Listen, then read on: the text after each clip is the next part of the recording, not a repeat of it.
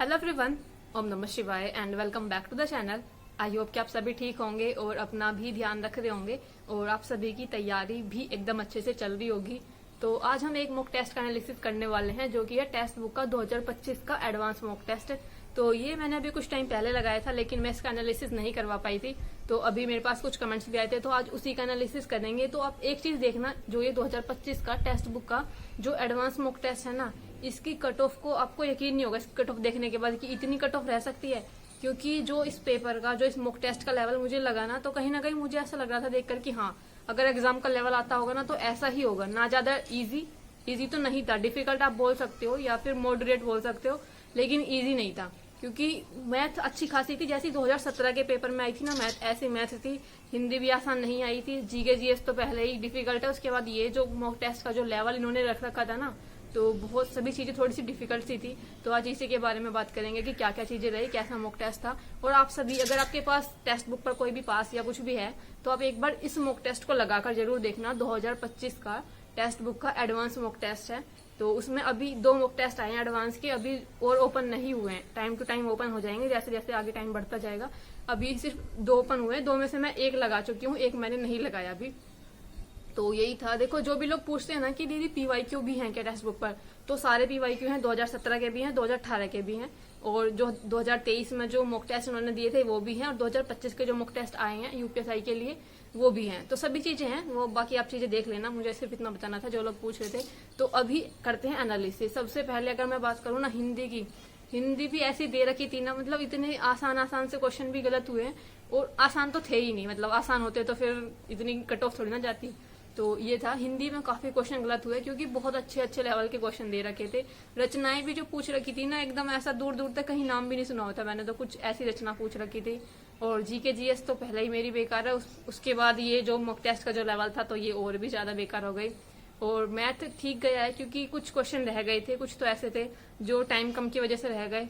Reasoning ठीक थी, reasoning में ज्यादा डिफिकल्ट नहीं था, रीजनिंग एक पार्ट था कि चलो हाँ चलो ठीक है जितना भी हुआ है। तो अभी इसी के बारे में बात करते हैं। पहले कुछ क्वेश्चन देख लेते हैं, उसके बाद देखेंगे कि स्कोर क्या रहा है। तो एक बार आप सभी भी कमेंट करना कि आप सभी का स्कोर क्या रहा है, एक बार इसको लगाकर जरूर देखना इस वाले मॉक टेस्ट को, क्योंकि मुझे लगता है ना कहीं एग्जाम का जो लेवल रहता होगा ना वो ऐसा ही रहता होगा। ऐसा नहीं कि 2021 वाला ही आएगा, क्योंकि मुश्किल ही है 2021 वाला तो आना, क्योंकि वो एक्सेप्शन केस था कि 2021 के अंदर ऐसा पेपर आया था। अब तो शायद मुझे नहीं लगता ऐसा आएगा, 2017 जैसा आ सकता है या फिर कुछ अलग टाइप का अलग ही आ सकता है।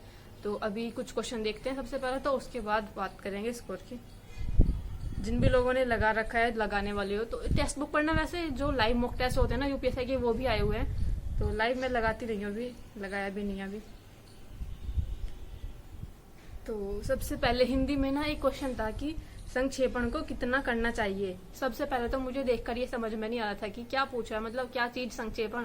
कुछ मुझे लग रहा था कि शायद कुछ लिखना भूल गए, कुछ शब्द देते फिर ये पूछते कि संक्षेपण को कितना करना चाहिए। लेकिन जब बाद में एक्सप्लेनेशन देखा ना तब समझ में आया कि हाँ ये ऐसा है कि जैसे ऐसा होता है ना कि सार हो गया, एक होता है कथानक, एक हो गया संक्षेपण, यानी कि सब में कितना कितना लिखा जाता है, किसको किस आधार पर माना जाता है। तो इसलिए था ये। मैंने लगाया था 1/4, इसका होना चाहिए था 1/3, तो ये क्वेश्चन मेरा गलत हुआ था। साइड में आप ये भी चीज देखने चलना कि कितने लोगों का ये क्वेश्चन ठीक था। देखो 28% लोगों ने इसका आंसर सही दिया था, तो ये था। इन 28% में मैं तो नहीं थी, तो ये वाला क्वेश्चन हिंदी का गलत हुआ था। हिंदी में ऐसे ऐसे ही क्वेश्चन पूछ रखे थे। एक क्वेश्चन था कि गुरुवे शब्द का सही संधि विच्छेद क्या होगा। मैंने किया था गुरु जमा ए, जबकि इसका होना चाहिए था गुरु जमा ए। अगर आप देखोगे लास्ट में इधर राइट वाली साइड में 6% गोट द राइट आंसर, यानी कि सिर्फ 6% लोगों का ये क्वेश्चन ठीक हुआ है। तो संधि भी ना ऐसी पूछ रखी थी जो बिल्कुल आपको, एक तो आप खुद से बना के देख रहे हो फिर भी नहीं आ रही थी। कुछ तो ऐसी होती है कि आपने पढ़ रखी हो एकदम तुरंत पता हो, कुछ ऐसा होता है कि आप बनाकर देखते हो, उसको तोड़कर मतलब शब्दों में तोड़कर अलग अलग बनाने की कोशिश करते हो। तो ऐसा नहीं बन रहा था, क्योंकि संधि में मुझे लग रहा था कम से कम एक वर्ड तो ऐसा होगा जिसका अपना एक अर्थ निकलेगा, इसलिए मैंने गुरु को अलग लिया था इसमें और ए को अलग लिया था। तो ये क्वेश्चन गलत हुआ था। उसके बाद हिंदी में मेरी आज बहुत गलतियां हुई है। हिंदी में ही एक क्वेश्चन था कि को तुम है घनश्याम हम तो बरसों कित जाए, नहीं मनमोहन है प्रिय दिर क्यों पकड़त पाए। इसमें कौन सा अलंकार है ये पूछा हुआ था, तो मैंने इसमें लगाया था रूपक अलंकार। कहीं ना कहीं मुझे लग रहा था कि घनश्याम और श्याम को शायद इन्होंने कनेक्ट किया हो और उसमें तुलना की गई हो, इस वजह से। वक्रोक्ति तो नहीं लग रहा था मुझे कहीं से भी, क्योंकि वक्रोक्ति जहां तक मैंने पढ़ा है कि टेढ़ा कथन होता है कि मतलब किसी चीज को दूसरी चीज पर बात टालकर बताना, उसके बारे में बोलना, ऐसा कुछ लग रहा था। तो ये क्वेश्चन मेरा गलत हुआ था। 56% लोगों का ये क्वेश्चन ठीक है और मेरा गलत है ये क्वेश्चन। तो हिंदी में आज ऐसे ऐसे क्वेश्चन आए थे, बहुत गलतियां हुई हैं हिंदी के अंदर। तो उसके बाद मैथ में ना एक क्वेश्चन था कि आर परीक्षा में 85% अंक प्राप्त करने का लक्ष्य रखता है, वह अपने 450 अंक प्राप्त करता है, अपने लक्ष्य से 35 कम है और इतना। ये क्वेश्चन इतना आसान है, मतलब इतना आसान है, ठीक है, थोड़ी सी कैलकुलेशन थोड़ी बहुत हो सकती है, ज्यादा तो नहीं, लेकिन गलत हो गया ये मेरा क्वेश्चन। पता नहीं टाइम नहीं बचा था क्या रहता, लेकिन 40% लोगों का ये क्वेश्चन है ना ठीक गया है, अगर आप देख लोगे राइट वाली साइड में। तो ये क्वेश्चन भी मेरा गलत हुआ था। उसके बाद मैथ में ही एक और क्वेश्चन था कि एक व्यापारी ने 25,000 रुपए में आलू और प्याज की खेप खरीदी। उसने आलू को 30% के लाभ पर और प्याज को 10% की हानि पर बेच दिया, कुल मिलाकर 20% का लाभ हुआ। तो उसने आलू के लिए कितना भुगतान किया? तो ये क्वेश्चन भी मेरा गलत हुआ है। मैंने इसमें 10,000 लगा रखा है, जिसका आना था 18,750 रुपए। अच्छा, मैथ में ही ना एक क्वेश्चन था कि एक त्रिभुज एबीसी में कोण बीएसी का समद्विभाजक बीसी से बिंदु डी पर इस प्रकार मिलता है कि डीसी बराबर 2BD। मतलब ये पूरा क्वेश्चन था, देख लेना आप इसको। तो जब शुरू में मैं मैथ पढ़ रही थी, मतलब अभी भी पढ़ रही हूँ, लेकिन जब मैं शुरू में मैंने मैथ कंप्लीट किया था तो उसमें मैं सोच रही थी कि ज्योमेट्री को ज्यादा ना पढूं, लेकिन जब से मैंने ऐसा डिसाइड करा है ना, तब से ज्योमेट्री के ऐसे ऐसे क्वेश्चन दे रहे हैं ना ये मॉक टेस्ट के अंदर कि सोल्व ही भी नहीं होते। मुझे शुरू में ऐसा लग रहा था कि ज्योमेट्री से क्वेश्चन तो आते हैं, लेकिन वो इतने ज्यादा डिफिकल्ट नहीं होते कि आपको उसके लिए बहुत ज्यादा पढ़ना पड़े।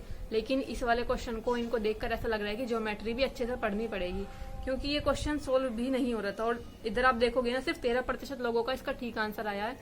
तो ज्योमेट्री के भी क्वेश्चन ऐसे दे रहे हैं आजकल। तो मतलब एक तो ज्योमेट्री से एक आधा क्वेश्चन आता है, वो भी इतना डिफिकल्ट दे रखा है कि वो सोल्व भी नहीं हो पाता। उसके बाद उसकी अगर मैं बात करूँ तो पॉलिटी में क्वेश्चन था शायद, ये पॉलिटी में था शायद, या फिर रीजनिंग वाले पार्ट में दे रखा था, किसी में तो था। मूसी नदी निम्नलिखित में से किस नदी की सहायक नदी है? तो मैंने गोदावरी लगाया था, ये था कृष्णा नदी की। तो ये क्वेश्चन भी मेरा गलत हुआ था। तो यही थे सारे गलत क्वेश्चन जो मैंने आप सभी को बता दिए, जिसमें सबसे ज्यादा गलतियां तो मेरी पॉलिटी वाले पार्ट में है, उसके बाद शायद हिंदी में है और रीजनिंग में है, फिर मैथ में है। तो अभी बात करते हैं स्कोर क्या क्या रहा है, हर सब्जेक्ट में कितना स्कोर रहा है। तो अगर मैं हिंदी की बात करूँ ना, तो हिंदी में मेरे 27 क्वेश्चन ठीक हैं और 13 क्वेश्चन गलत हैं, और 16 मिनट का इसको करने में टाइम लगा है। मतलब हिंदी को करने में टाइम भी बहुत लगा है। 16 मिनट तो मैंने कभी भी नहीं लिए, मुझे लग रहा है इसमें ही मैंने लिए हैं 16 मिनट, नहीं तो 8 से 9 मिनट में हिंदी हो जाती है कंप्लीट। 16 मिनट लिए हैं, फिर भी 27 क्वेश्चन ठीक हैं। सबसे बेकार बात तो यही है। कानून और संविधान की अगर मैं बात करूं, जीके जीएस पॉलिटी की अगर मैं बात करूं, तो 19 क्वेश्चन ठीक हैं, 21 क्वेश्चन गलत हैं और 6 मिनट का इसको करने में टाइम लगा है।